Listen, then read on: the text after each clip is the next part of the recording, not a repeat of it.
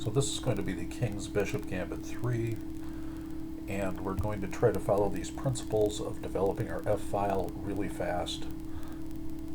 We're going to do whatever we can to keep the diagonal open for our queen in general, unless we're forced away from that.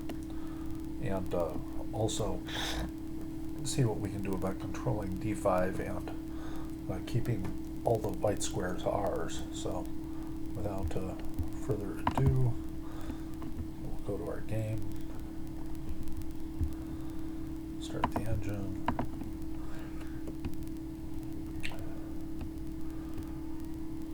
As you see, Stockfish 8 doesn't like moving f4, gives you an immediate deficit. This is kind of a classical defense. The mistake, of course, is moving e5 because you get d5 back in your face.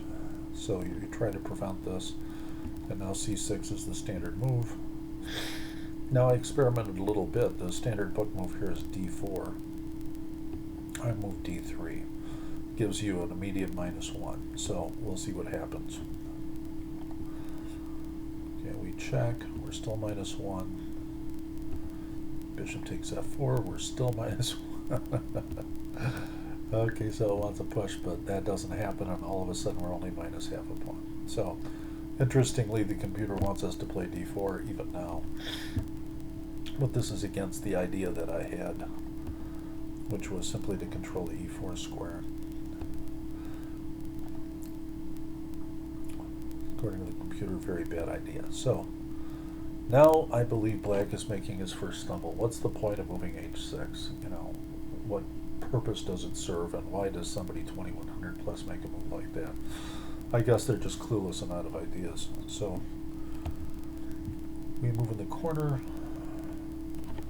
Obviously, some of the real problems that have existed all along with the +1 is that there's been this check on b6 that picks up the bishop if the knight on c3 gets chased somehow. So you would have to exchange that off before moving your knight, and that could create some additional problems with your b-pawn.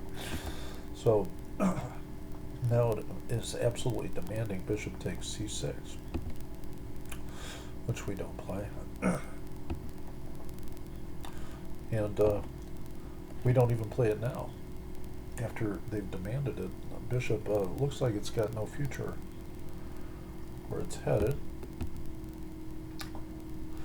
And now, even though the computer says that black is slightly ahead, I believe white's winning, so we'll see.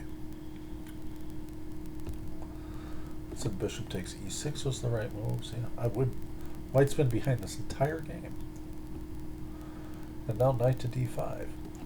So all it takes is one move like that, one minor slip-up of a move, is really putting the question to this bishop, because where's the bishop going to go? Because e3 is a nice square for the black knight, and of course the bishop goes there. So, and this is a move I played, and now you're going to see this game end very quickly.